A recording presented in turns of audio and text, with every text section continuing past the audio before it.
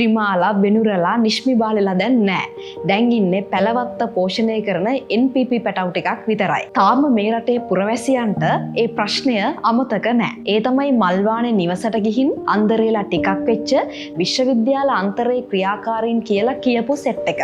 Video එකේ මුලින්ම කියන්න කැමති මේ අය සමස්ත විශ්වවිද්‍යාල ශිෂ්‍ය ප්‍රජාව නියෝජනය කරයි කියලා පුරවැසියෝ විදිහට ඔබ හිතුවනම් ඒක සම්පූර්ණයෙන්ම වැරදි. හැබැයි එහෙම වුණත් මේ ක්‍රියාවට හොඳකට හරි නරකකට හරි අන්තරේ නම ගෑවුණා.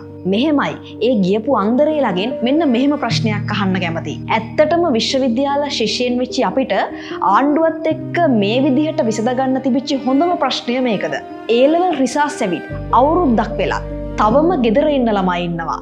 මහපොළ 7500 නෙමෙයි කීය කරත් තවමත් කයිය ගැහුවට වාරික ටික හරියට වැටිලා නැහැ. දුෂ්කර පළාතක ඉඳන් මැච් එකක් ගහන්න කැම්පස් ඇවිත් ඉන්න එකෙක්ට උඹලගේ ලබ්බේ සීනියකම පෙන්නලා පාට් පෙන්නනවා. ඩිපාර්ට්මන්ට් හෙඩ්ලා වෙලා ඉන්න ගොඩක් අය කාලයක් තිස්සේ එක එක දේශපාලන පක්ෂවලට කඩේ ගියපු අය.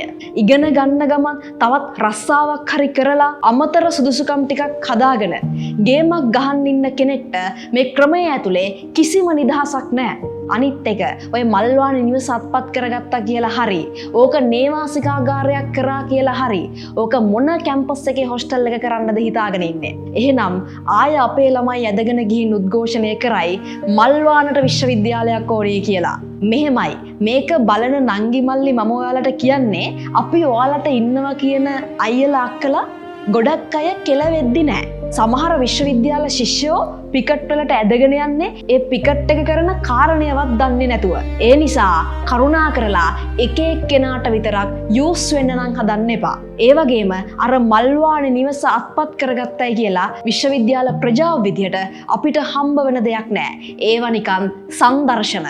අනිත් කාරණය තමයි විශ්වවිද්‍යාල ශිෂ්‍යෝ විදියට අපි මීට වඩා සබුද්ධික වෙන්න ඕනි. කොන්දක් ඇතුව වැඩ කරන්න ඕනි. ඒ වගේම හරිනි අමරසූරි අග්‍රාමාත්‍යවරියටත් මීට වඩා විසඳන්න ප්‍රශ්න තියෙනවා. මම නම් හිතන්නේ මේ රජය ලංකාවේ අධ්‍යාපනය වෙනුවෙන් කරනවයි කියපු කිසිම දෙයක් තවම කරලා නැහැ. ඔය විදිහට පොදු දේපළවලට හානි කරන පිරිස් රකින්න රජයක් විදිහට ඔබ සූදානම් නම් මේ රටේ ජනතාව මෝඩ නැහැ. ඇති දැන් මේ චූන් පාන් කැව්වා වැඩ කරලා පෙන්නන්න.